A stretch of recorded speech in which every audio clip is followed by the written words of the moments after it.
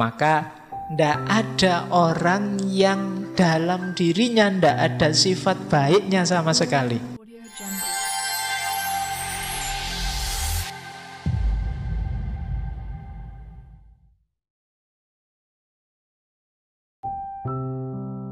Mengapa sih kita jangan bermusuhan? Yang pertama apa? Permusuhan itu kezaliman dilihat dari sudut pandang hakikat. Jadi kenapa? Yang pertama, hakikatnya umat Islam itu kan seperti bangunan.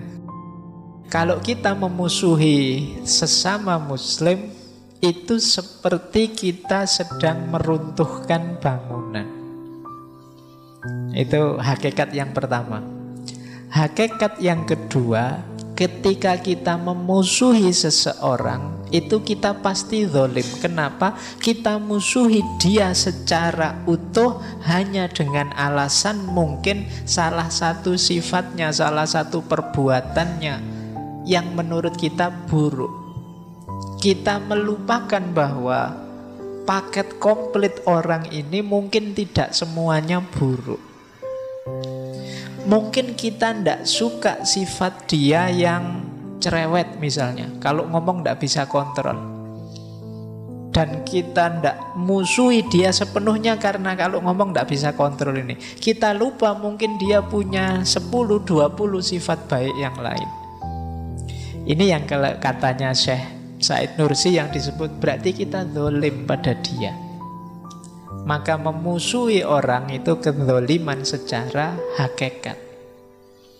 Jadi maka tidak ada orang yang dalam dirinya tidak ada sifat baiknya sama sekali. Bahkan orang yang paling jahat sekalipun ya sidik-sidik mesti ono apike, kecuali mungkin di sinetron atau di film-film.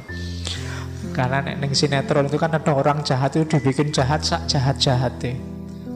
Biasanya kan yang jadi antagonis itu kan selalu skenario-nya jahat terus. Tapi biasanya dalam realitas sulit kita nyari orang yang jahat sejahat-jahatnya. Pak ada pak, begal itu pak tega. Lu kadang-kadang begal itu punya misalnya rasa setia kawan.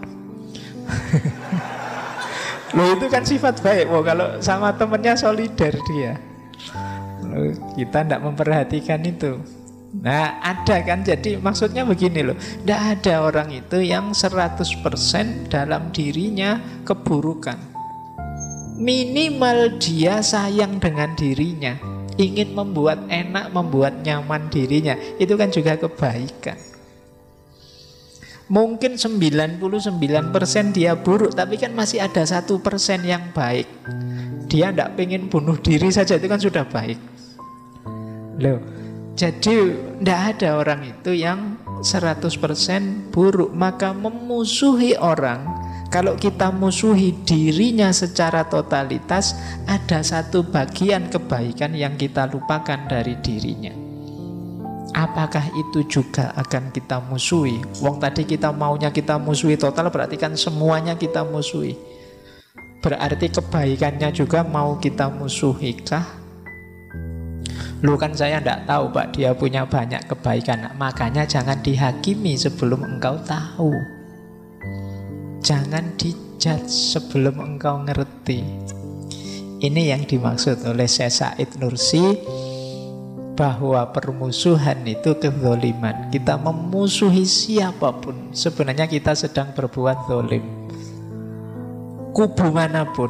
Saya tidak tahu hari ini kan banyak sekali kubu-kubuan, blok-blokan. Boleh sih kita, saya lebih cocok dengan kubu ini, lebih suka dengan grup ini, tidak masalah. Tapi jangan menjudge, menjatuhkan, apalagi memusuhi yang berbeda. Apalagi kemudian kita klaim pokoknya kalau grup ini salah total, semuanya orang jelek, orang jahat, tidak ada orang baik. Nah kita berarti sedang zalim. Kemarin dulu saya lupa kita pernah ngaji itu bahwa zalim itu termasuk syirik kecil. Jadi kita memposisikan diri kayak Tuhan. Kezaliman itu kan asumsinya kita memposisikan diri kita lebih tinggi dibandingkan makhluk Allah yang lain, manusia yang lain. Jadi ketika kita memposisikan diri lebih tinggi, itu sebenarnya kita sedang merebut haknya Allah. Karena yang boleh lebih tinggi dari makhluk itu Khalik.